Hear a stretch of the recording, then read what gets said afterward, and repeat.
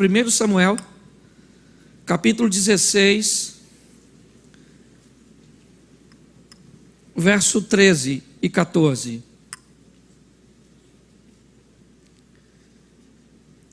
Então Samuel tomou o vaso de azeite e ungiu no meio dos seus irmãos, e desde aquele dia em diante, o Espírito do Senhor se apoderou de Davi. Então se levantou e tornou a Ramá. Verso 14: e o Espírito do Senhor se retirou de Saul. Feche os seus olhos. Senhor nosso Deus e Pai, em nome de Jesus, queremos continuar ouvindo a Tua voz e nos preparamos para ouvir até aquilo que não viemos muito animados, mas estamos precisando. Fala conosco, Senhor, ou continua falando. Usa-me como um canal de bênção nesta hora, pelo poder do nome de Jesus. Amém. Glória a Deus. Amém? Eu queria fazer um paralelo hoje, falando para a liderança, sobre Saul e sobre Davi.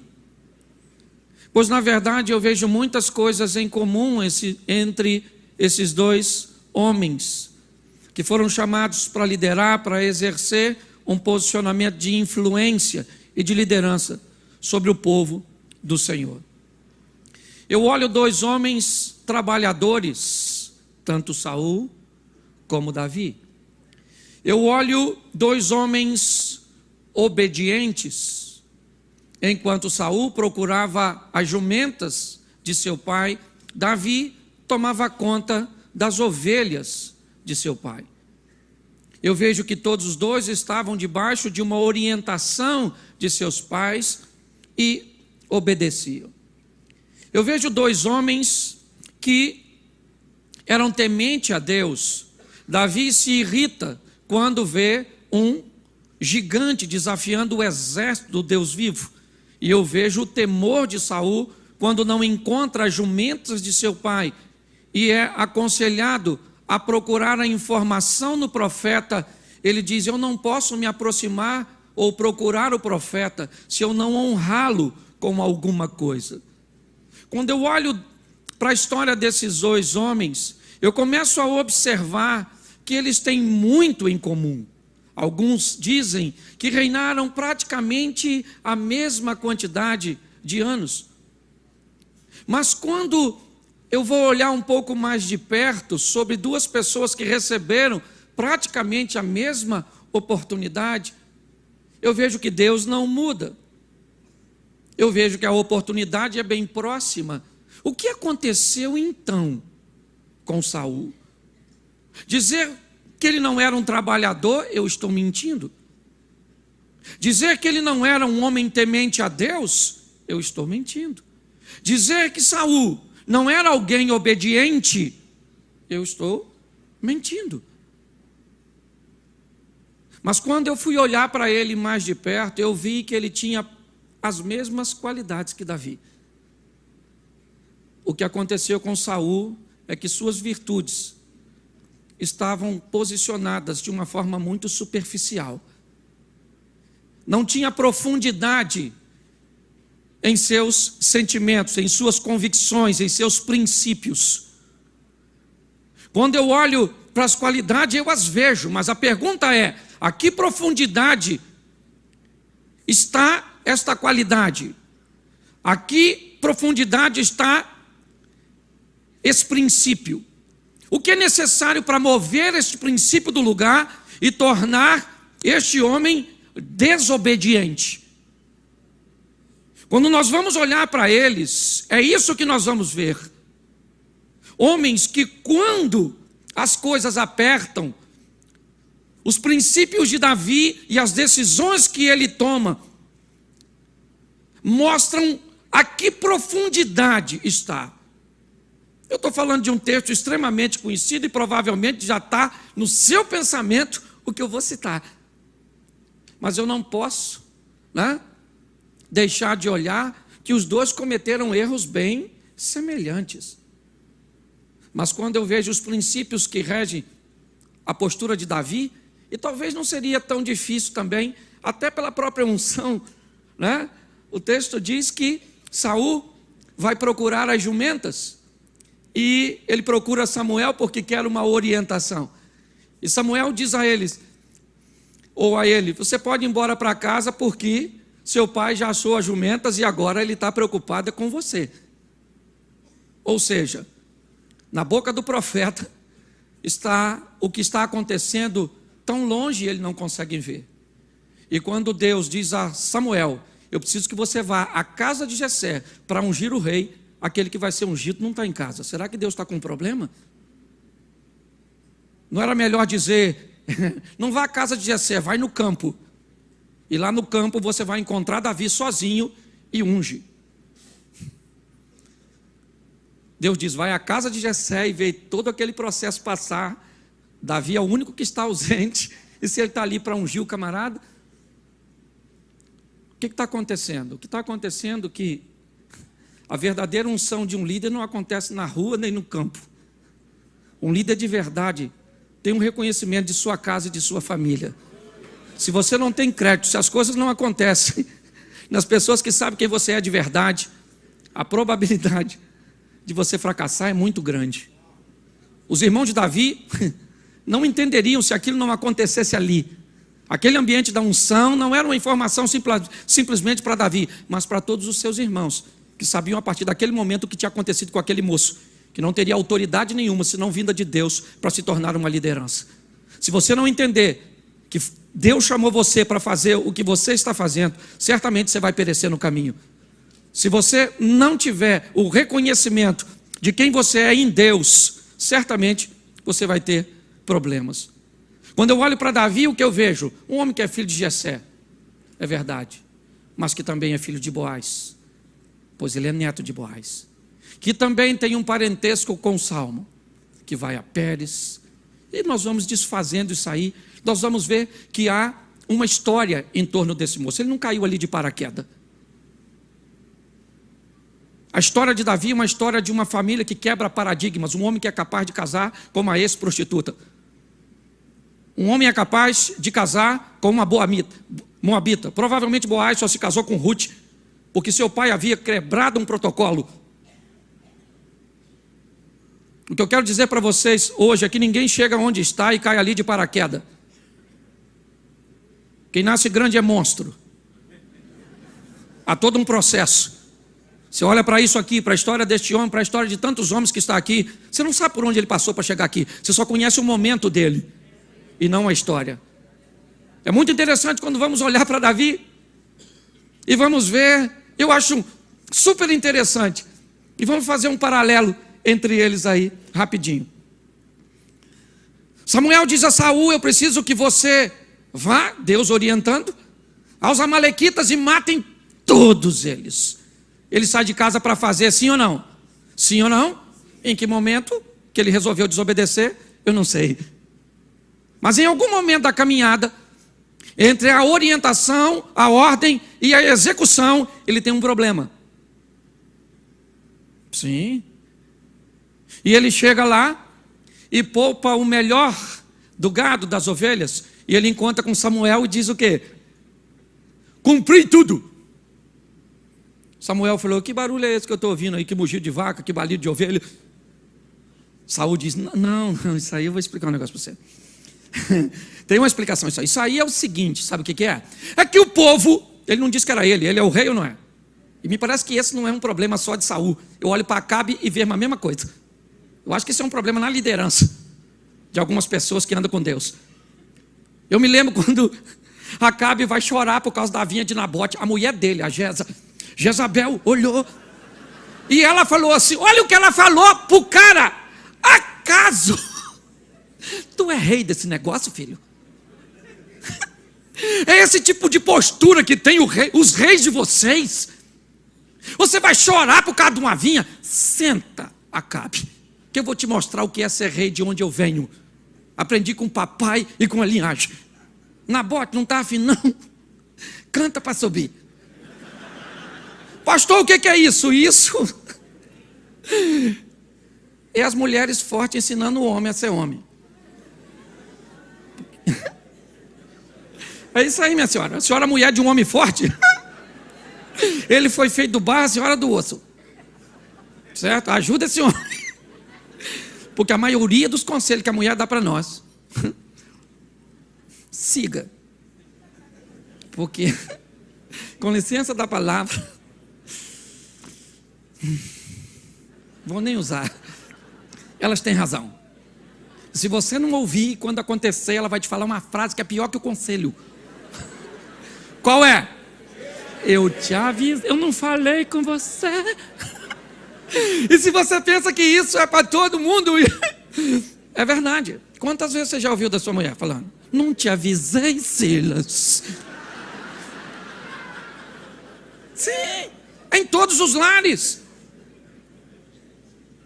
Nessa mesma obra que eu me acidentei, há 3 semanas atrás, o portão estava entreaberto e eu estava lá e tinha muito entulho para retirar. E um rapaz chega com a carrocinha e me pergunta: o senhor não deixaria eu tirar um entulho? E eu disse para ele: quanto você vai me cobrar? Ele disse: eu tiro por R$100. Eu falei: dá para fazer por 80? Ele tirou a cabeça conversando comigo, olhou para fora e disse: dá para ser por 80? Aí eu quis ver quem estava do lado de fora. Quem? A mulher do mendigo. Eu descobri que até o mendigo é mandado pela mulher. E você acha que você está rindo de mim? Eu vou levar essa, ok? Escute só, quando eu olho para essa situação, eu vejo alguém que errou, sim ou não? Em algum momento de sua caminhada, ele sai para obedecer e acaba desobedecendo. E quando vem a penalidade pela desobediência, o que ele diz? Eu não tenho culpa nisso. Ok? Vamos olhar para Davi? Está dando uma voltinha nos corredores do palácio. Quando Batseba está tomando banho, ele então anda trazer Batseba, se deita com ela, ela engravida, ele manda matar o comandante, um de seus oficiais, e me parece que para honrá-lo assume a mulher. Só que quem está olhando é Deus, e Deus vê tudo. O processo é o mesmo. A diferença é que para Saul foi Samuel, para Davi é Natã. O problema é o mesmo. Um desobedeceu a Deus deixando de executar, e o outro desobedeceu a Deus, um dos mandamentos.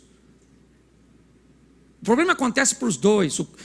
Um aqui tem o coração segundo Deus, sim, mas isso não deixa imune aos erros. Eles estão debaixo praticamente do mesmo erro e da mesma penalidade. Mas quando Natã chega para falar com Davi, Davi diz o quê? Falar para você: ô Natã, chega aí. Nem assim não. Nem assim não. Ó, a Batseba estava tomando banho, sabe? E o marido dela devia cuidar mais dela. A culpa é dele. Sim. Podia ou não podia? A diferença é que ele disse o quê? A culpa é minha. Eu pequei. Fui eu que vacilei. Quando nós olhamos para os dois, nós vemos a mesma coisa, sim. Em algum momento da história, na liderança de Saul, ele se perde. Mas quando ele é repreendido por aquilo que fez, ele se exime de responsabilidades. O que indica que a obediência dele é frágil demais. A superficialidade de seus valores é muito grande. Mas quando o profeta chega a Davi e diz: aconteceu isso e isso e isso, ele não botou a culpa em Urias, ele não botou a culpa em Batseba, ele não disse nada, ele disse: eu pequei, pronto. A culpa é minha, eu tenho que assumir aquilo que eu fiz. Quando nós olhamos a postura e o posicionamento das duas lideranças, o que esses dois homens e como eles vão se posicionar, é muito mais fácil entender por que algumas pessoas fracassam. Porque às vezes nós olhamos pessoas e vemos nelas tantas qualidades, São pessoas extremamente equipadas e preparadas, ungidas. É porque seus princípios são superficiais demais. Porque na hora da tentação, não há profundidade para estabelecer o princípio. O princípio está tão enraizado que a tentação precisa ser vencida. Não interessa se é na área sexual, não interessa se é na área econômica, não interessa. O que nós somos? Nós somos representantes de Deus para difundir um reino que é dele. Nós estamos aqui para apregoar o reino dos céus, para onde nós vamos, e para apregoar o reino de Deus, que nós vamos trazer para mostrar a este mundo quem é o nosso Deus. Mas a que profundidade estão os nossos valores? Onde eles estão na hora das adversidades, dos problemas, das tentações? Quando eu começo a olhar a vida deste moço, ele é novo ainda, é verdade.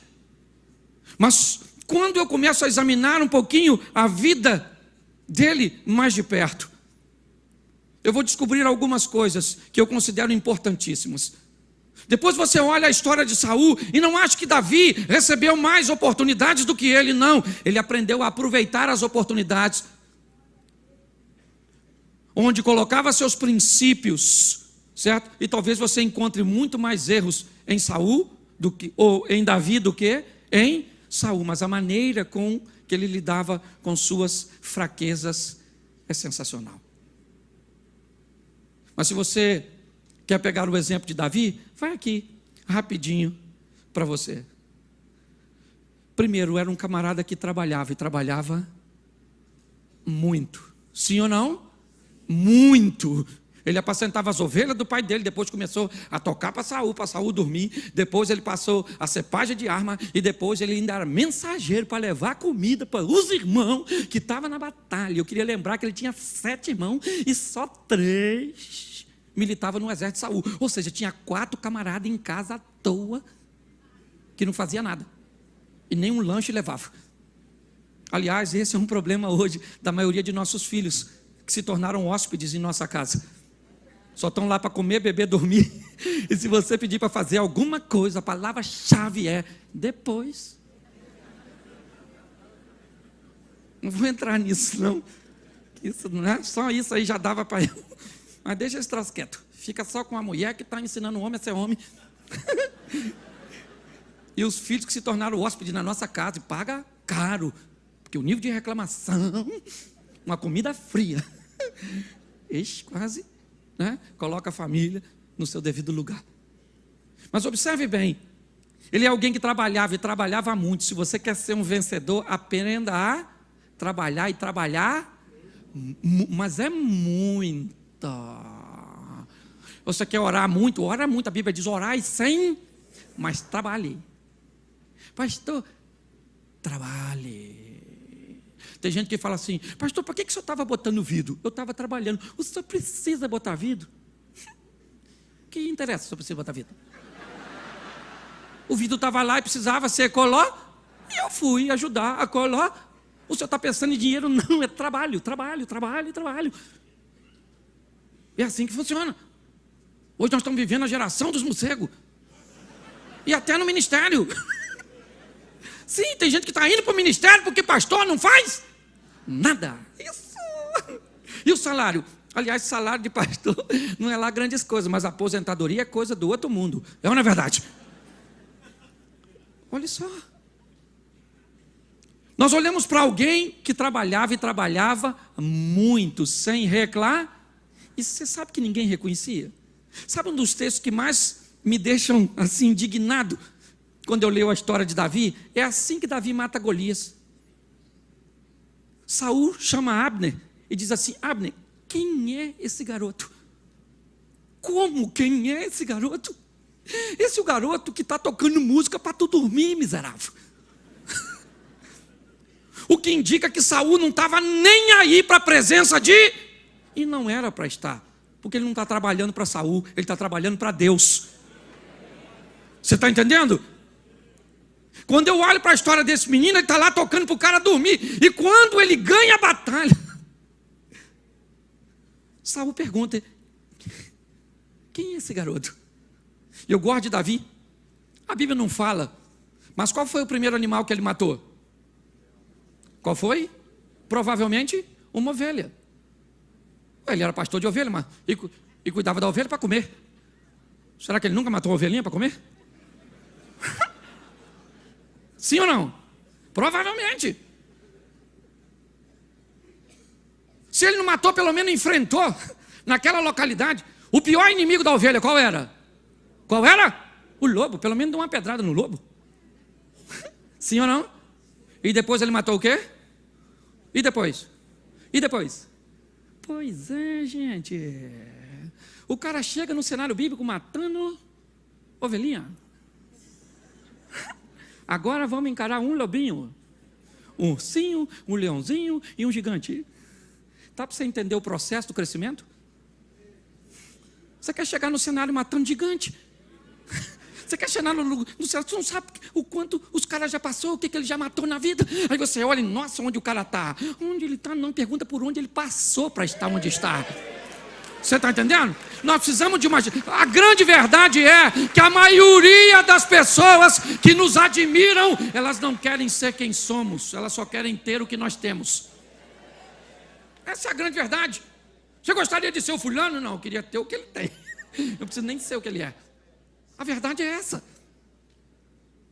Quando nós olhamos para a história deste rapaz, e sabe o que me encanta em Davi? É que ele vai tocar para Saul. E o texto que eu li diz assim: e o Espírito do Senhor se apoderou de... E o versículo seguinte diz: o Espírito do Senhor se retirou de... Sabe qual era o problema de Saul? Ele sabia que Davi tinha coisas que um dia ele teve, mas não estavam mais nele. Não negligencie o que Deus colocou para você, ou sobre você, porque ele vai passar para outra pessoa. Há um tempo atrás, num culto da igreja, chegou a família de um pastor. Pensa num camarada exponencial, extraordinário no Xerém. E você lembra? E ele chegou lá, a família dele chegou lá para me pedir o telefone do senhor. E eu olhei para eles e disse assim: mas seu pai trouxe esse homem aqui diversas vezes e era uma proximidade tão grande com eles, por que vocês não têm o telefone dele? Onde vocês estavam enquanto seu pai estava vivo? Eles não respeitaram o que estava sobre o pai e aprenderam a estabelecer conexões com gerações futuras. O pai passou e hoje eles não têm condição de levar quase ninguém. Quando você... Aí sabe o que eu falei para eles? Me desculpe, filho, mas a unção que estava para o seu pai passou para mim.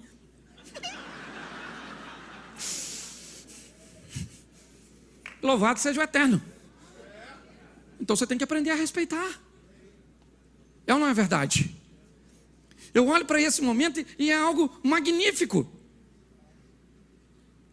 Davi agora está onde? Está no palácio. E Saul começa a notar que ele tem coisas. Aliás, eu acho que é por isso que ele quer matá-lo. O Espírito do Senhor se apodera de Davi e o Espírito do Senhor se retira de Saul. E Saul mais à frente vai começar a notar que Davi tem coisas que estavam nele, ou seja, que o qualificava para reinar, e ele não tem mais. Mas algumas coisas nesse texto que eu acho super interessante é que Davi, depois de trabalhar para Saul, depois de apacentar as ovelhas, ele chega em casa e o pai dele diz: vai levar um lanche para os seus irmãos e saber como é que as coisas estão. E depois de tanto trabalhar, ele vai. Chega lá o gigante, diz que quer alguém para um duelo, e todo mundo fica quietinho.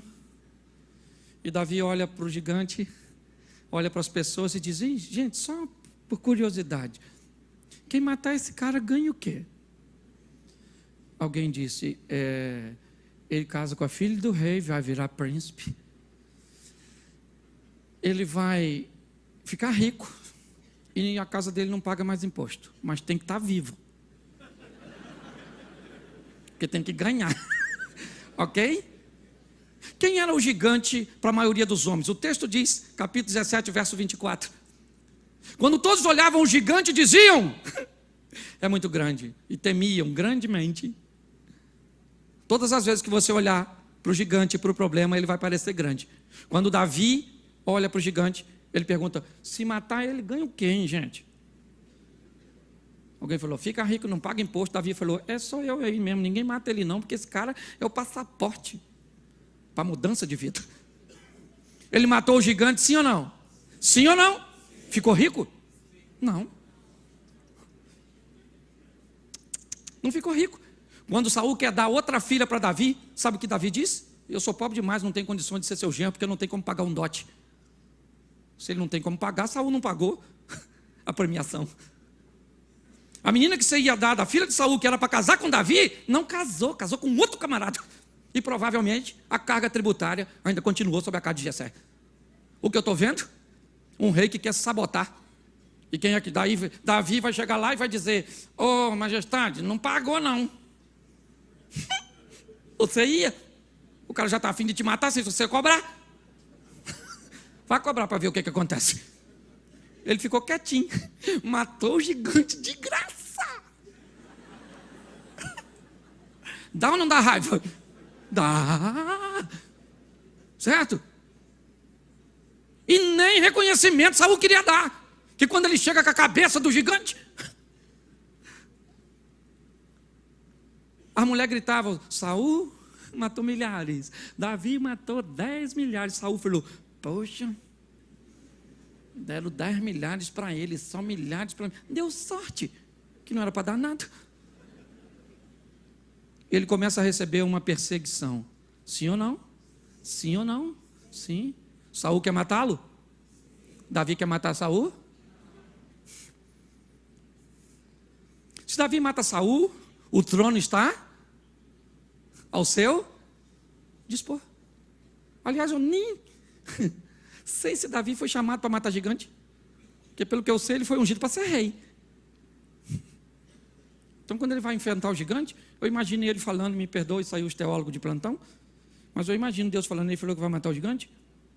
Poxa, não era para matar gigante, era para reinar.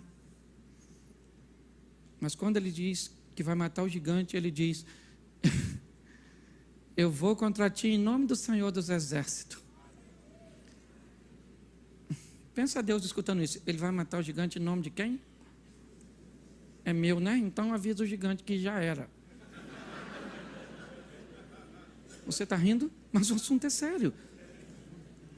Por onde eu tenho passado, aliás, no ambiente em que eu cresci em Xerém, uma comunidade pequena, e pensar na quantidade de amigos que eu estabeleci. Aí eu acabei me convertendo e fui para a itinerância. E confesso que na itinerância eu arrumei muitos amigos. Mas quando eu cheguei no ambiente pastoral, eu descobri que era ruim de arrumar amigo.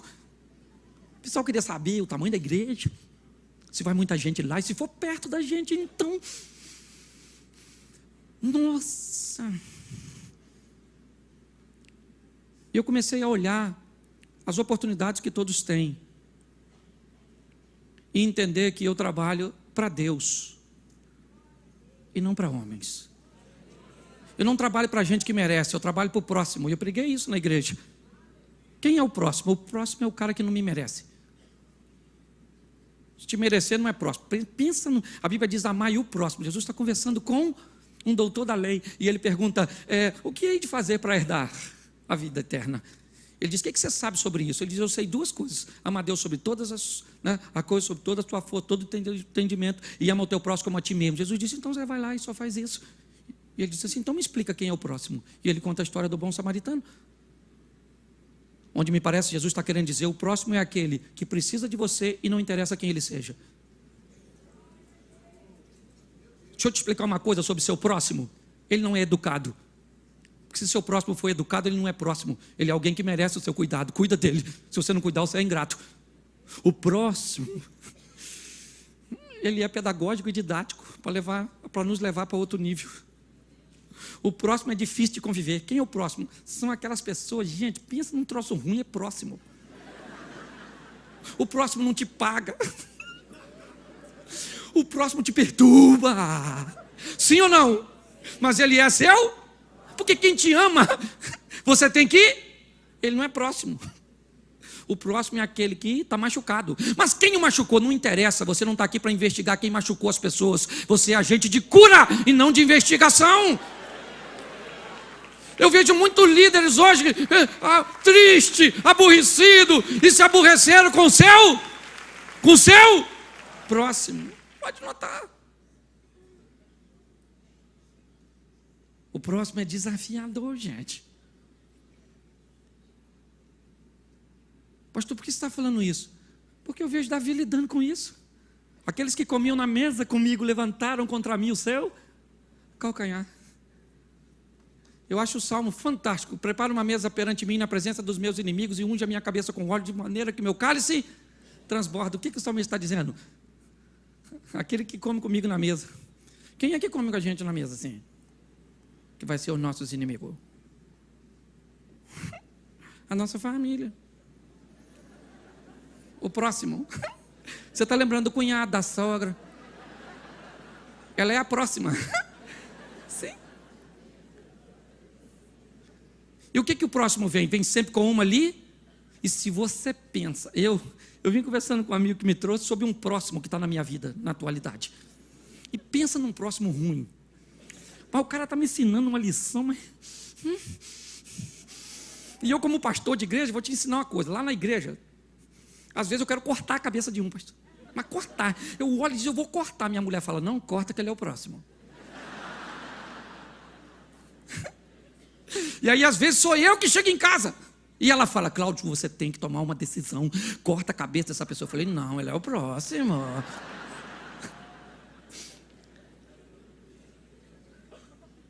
Porque nossos valores têm que estar bem profundos. Eu imagino, lembra, a turma da sinagoga dizia que Jesus tinha poder oriundo de onde? Do inferno. O Beelzebul está sobre ele. Ele é um farsante, comilão, beberrão. Não acredite nele, sim ou não?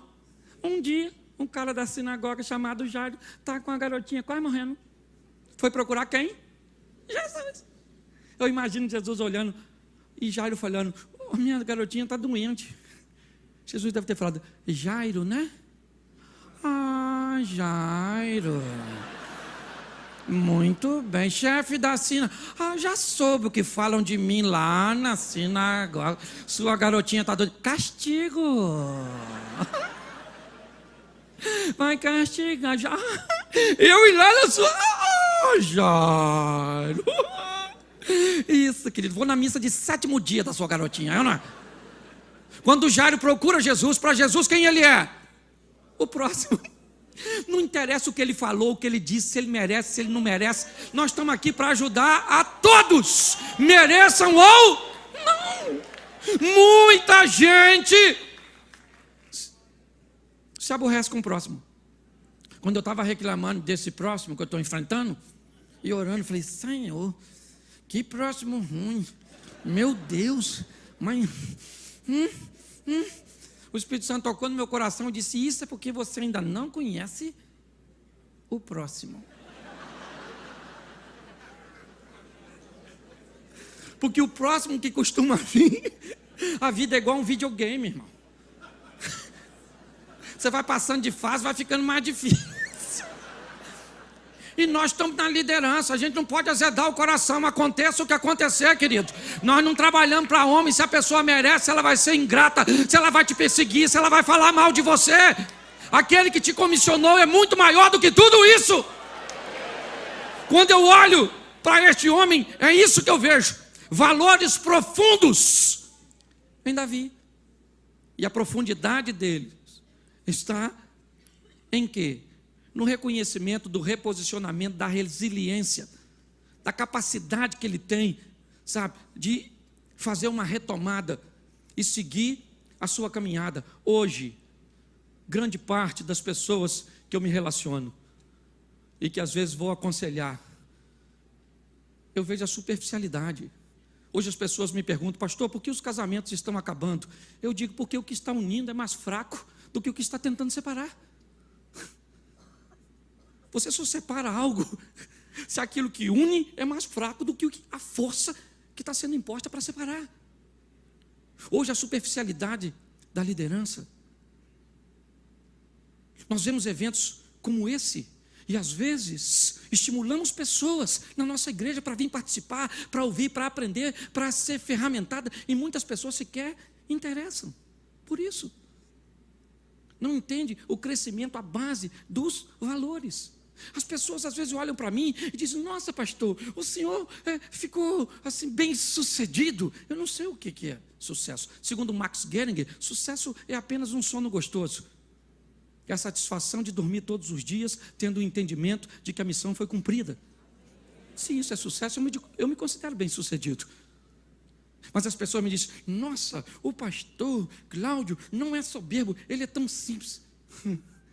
Eu sou isso. Está difícil de tirar, porque está lá dentro. Às vezes eu estou lá em Xerém, esse dia eu estava lá, escutei o cara gritando: Claudinho! Eu olhei, estava tomando um café, o carro dele não pegava. Ele fez um sinal para eu ir lá empurrar. Aí eu atravessei a rua, fui lá, empurrei o carro, e ele acenou pela... Obrigado! Um carro todo enferrujado com um adesivo nas mãos de Deus.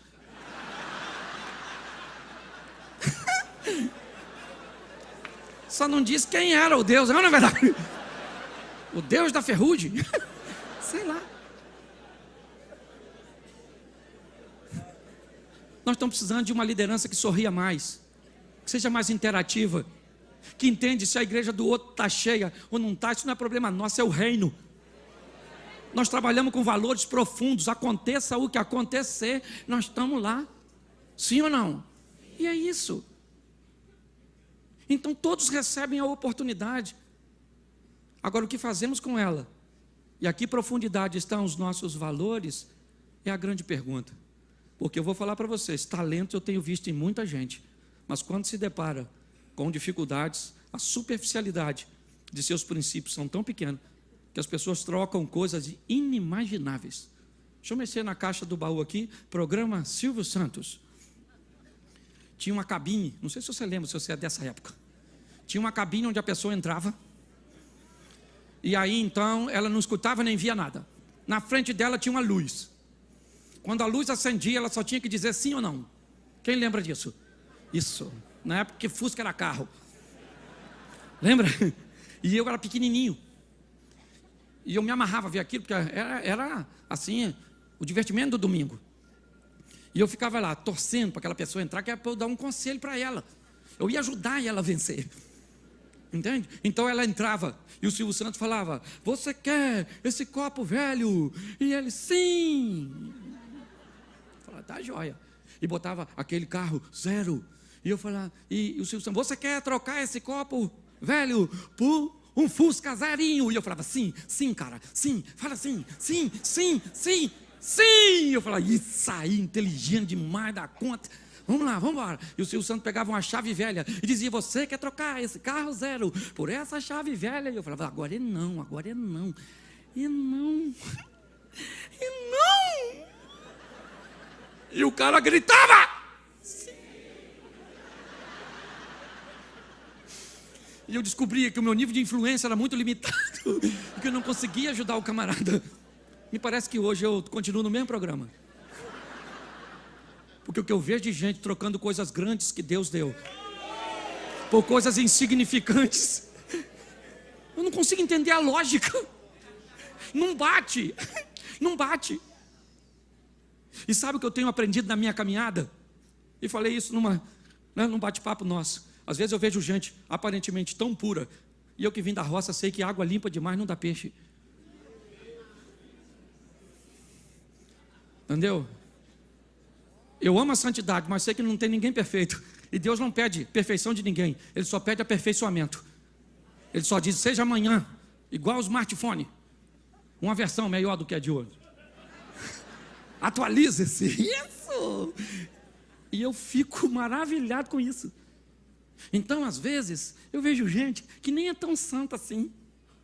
Tão uns deslizes assim. Eu falo: Senhor, é assim mesmo. Eu falo: meu filho, é isso aí, sim, sim, sim. Estou falando de pecado não, viu, gente?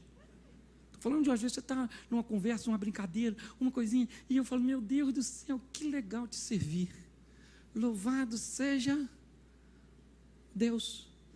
uma liderança alegre, amiga, que entenda seus limites, entenda suas fraquezas. Porque Deus não tem panelinha, sim ou não? Deus dá oportunidade para todo mundo. Você acha que é só você que tem sua dificuldade? Nada, menino. Todo mundo tem. Todo mundo. Porque às vezes você acha que tem um complô no mundo contra você. Por exemplo, ontem eu cortei o braço. Satanás maldito. Esse... Vai ver o dono dessa vidraçaria, macumbeiro. Não, o troço quebrou, caiu, cortou. Pronto, agora está sangrando. E agora? Agora vamos ver como é que Deus vai me ajudar a resolver isso. Acabou. Nossa vida está nas mãos de quem? Quem é o roteirista da sua história? Isso. A dramaturgia é fantástica. Eu sei que às vezes, querido, tem etapas da vida. Tem gente que entra no meu gabinete para contar a história da sua vida. É assim, um drama. Acaba o gabinete, eu vou para casa chorando. Ai, meu Deus. Meu Deus. Já tem gente que termina a história e a vida dele é um filme de terror. Eu vou para casa, eu tenho que dormir de luz acesa.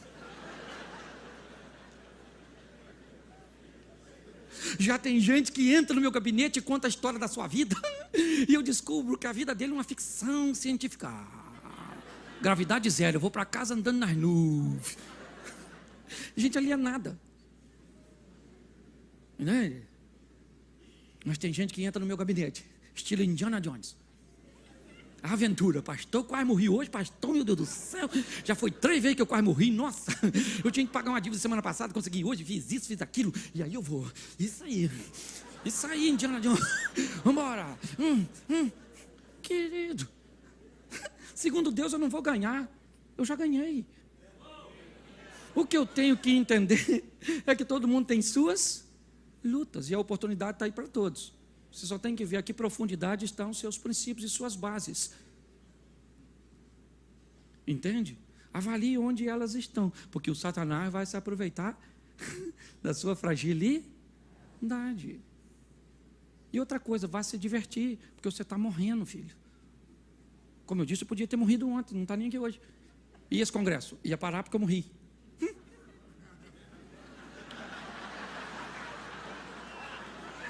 No mínimo, pastor Malafaia, meio triste. Porque a vida continua, você não é o centro do universo, meu filho.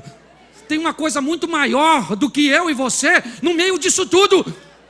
O motivo não é a minha pessoa nem a sua, querido. É o eterno regendo todas as coisas. Aí as pessoas me perguntam, mas pastor, por que eu sofro tanto tempo? Eu falei, porque o tanto tempo é só para você. 80 anos para Deus é quantos minutos? Ele não dá nem tempo de sentir dor enquanto você sofre. Ele está em outra esfera. Então eu estimulo, pastor, o que você faz hoje? Eu viajo pregando o evangelho, tentando colocar gente dentro das pessoas. Vai processando. Faz o download. Vamos trabalhar, nos divertir, entendendo que nós não precisamos, ok, da recompensa dos outros. Nós vamos ser recompensados pelo nosso Deus. Então avalie as suas bases. Observe as oportunidades que Deus tem te dado. Saul tentou matar Davi? Sim ou não? Sim ou não? E Davi teve a oportunidade de matar Saul, mas matou? Não. Por quê?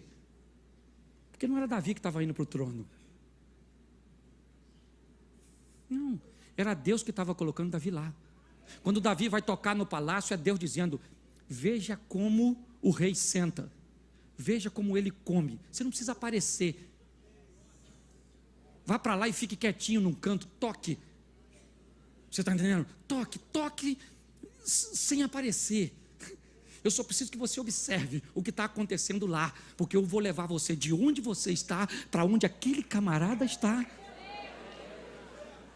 A gente não precisa puxar o tapete de ninguém. Está ali meu pastor, Paulo que me ungiu pastor. Deus me deu um chamado para ir para Xerém, pastorear lá em Xerém. O dia que eu fui abrir a igreja, ele foi lá. O dia que eu fui expandir, ele foi lá para me abençoar. Querido, eu estou trabalhando para Deus, um Deus que está no controle de todas as coisas. E outra coisa, ministério não é fardo não. Se seu ministério é fardo, abandone ele. Ministério é aventura mesmo. E é próximo atrás de próximo, é coisa ruim atrás de coisa. E aí acontecem umas coisas boas. E sim. E a gente vai assim, de uma tempestade para outra. E às vezes a anterior nos dá medo. Lembra quando Jesus vai a segunda vez e que acontece uma tempestade no mar? O que ele diz para os discípulos? Vão vocês que eu vou depois. O texto começa dizendo que Jesus obrigou. Claro, os caras estão amedrontados. E da outra vez ele foi, não. Da outra vez ele foi.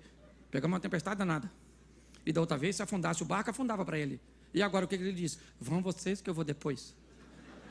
Depois como, se o barco vai com a gente?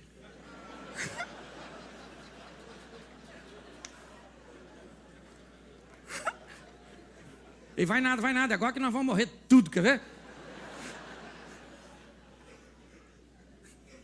É ou não é? O trauma anterior. E aí Jesus vai lá e Jesus vai... 3 horas da manhã, Jesus vai andando em cima. Foi lá.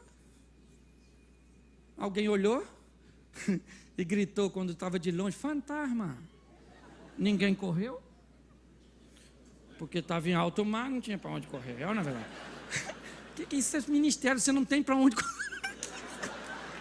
A história é tua, tu tá rindo dos caras. É você, essa pessoa. Você não tem para onde correr, ele te comissionou, ele te direcionou. Você está rindo de você mesmo. É ou não é? E o mais interessante, eu termino aqui, Davi olha. E depois de tudo. Davi olhou e disse, tem alguém aí da casa de Saul para que eu possa fazer o bem? O cara é filho do rei anterior. Será que ele não tem medo de ser deposto pelo filho de um camarada que já reinou? Será que o filho do rei não pode se potencializar, se fortalecer e retomar o trono? Ele pode se fortalecer, ele pode ficar soberbo, ele pode ficar o que quiser. Ele não tem poder para tomar o trono de Davi. Porque não foi Davi que conquistou o trono. Foi Deus que colocou Davi onde ele estava. Quando nós olhamos para essa brilhante trajetória, vemos o final de 2 homens chamados por Deus. Sim ou não? Com valores tão similares e próximos. Sim ou não? Com princípios tão similares e próximos, sim ou não? Mas com profundidades tão diferentes. Hoje você vai achar um líder com pouca capacidade, mas com tanta profundidade em suas convicções, em seus princípios, que ele prospera muito mais do que o outro que tem capacidade e fica olhando para ele e diz, por que esse vai tão longe se eu sou tão capaz? Porque todo aquele que invocar o nome do Senhor será salvo. Como, pois, invocarão aquele em quem não creem? E como crerão naqueles de que não ouviram? E como ouvirão, se não há quem pregue? E como pregarão, se não forem enviados? Como está escrito, quão formosos os pés dos que anunciam o evangelho de paz, dos que trazem alegres novas de boas coisas. Mas nem todos têm obedecido ao evangelho, pois Isaías diz, Senhor, quem creu na nossa pregação? De sorte que a fé é pelo ouvir, e ouvir pela palavra de Deus. Romanos capítulo 10, versículo 13 ao 17.